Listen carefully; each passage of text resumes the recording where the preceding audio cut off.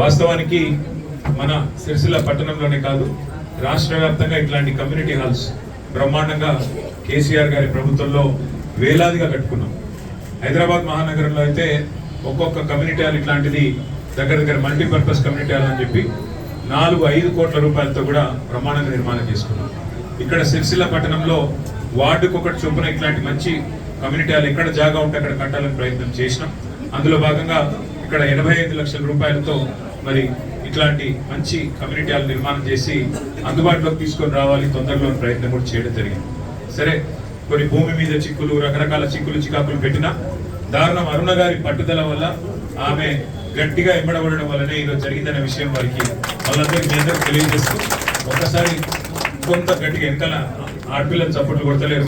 ఆమెనే ఎంబడబడ్డది, ఆమెనే ఎంబడబడి ఈ కార్యక్రమం చేసుకొచ్చింది. అరుణక్కదే పూర్తి క్రెడిట్ తప్ప ఇంకెవరిది కూడా కాదు. అట్లాగే రెండో మాట, సరే ఇప్పుడే అక్క చెప్పింది, మన మీద ఉండే కోపంతో, సిరిసిల్ల మీద ఉండే కోపంతో 44 కోట్ల రూపాయలు ఆ రోజు మున్సిపల్ మంత్రిగా పట్టణంలో వివిధ అభివృద్ధి కార్యక్రమాలకు నేను మంజూరు చేస్తే మరి దాన్ని రద్దు చేసింది కాంగ్రెస్ ప్రభుత్వం. నేను ఎవరినో విమర్శ చేయాలని విమర్శ చేస్తలేను, కానీ ప్రజల మనసు గెలుచుకోవాలంటే నేను 40 కోట్లు ఇస్తే నువ్వు 80 కోట్లు ఇచ్చి గెలవాలి. నేను 40 కోట్ల పనులు చేస్తే నువ్వు దానికి రెండింతలు చేయాలి. నేను ఒక మంచి పని చేస్తే నువ్వు 2 మంచి పనులు చేయాలి. కానీ ఉన్న పనిని రద్దు చేస్తా, దాన్ని ఉన్న గీతను జరిపేస్తా అంటే ప్రజల ఆలోచనని, ప్రజల చైతన్యాన్ని తక్కువ అంచనా వేయడమే అవుతుంది.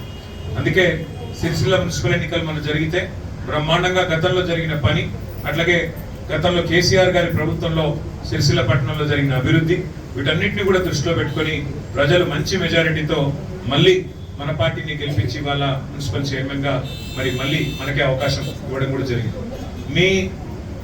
మీ అభిమానాన్ని, మీరు మా మీద పెట్టిన నమ్మకాన్ని మరి తక్కువ చేయకుండా, వమ్ము చేయకుండా ప్రతి వార్డులో, నేను జిందం కలగారికి, చక్రపాణి గారికి కూడా చెప్తా ఉన్నాను, ప్రతి వార్డుకు ఏ వార్డు కా వార్డులో ఆ స్థానిక కౌన్సిలర్ గారే పూర్తి బాధ్యత తీసుకోవాలా, వారికే గౌరవం ఇవ్వాలి. ఇక్కడ ప్రస్తుతం 5వ వార్డులో ఉంటే ఈ 5వ వార్డుకి దారుణం అరుణమ్మనే ఇక్కడ వారే చైర్మన్ అన్నంతగా వారి మాట చెల్లుబాటు కావాలి తప్ప వేరే ఎవరిది కూడా నడవకూడదు.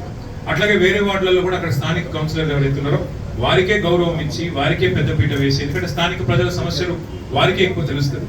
కాబట్టి మీరు కూడా అదే పద్ధతుల్లో అందరినీ కలుపుకొని నడవండి. దాంతోపాటు ప్రజల నమ్మకం ఇంత పెట్టినారు మన మీద. 39 వార్డులు ఉంటే 27 వార్డులు మిమ్మల్ని గెలిపించారు.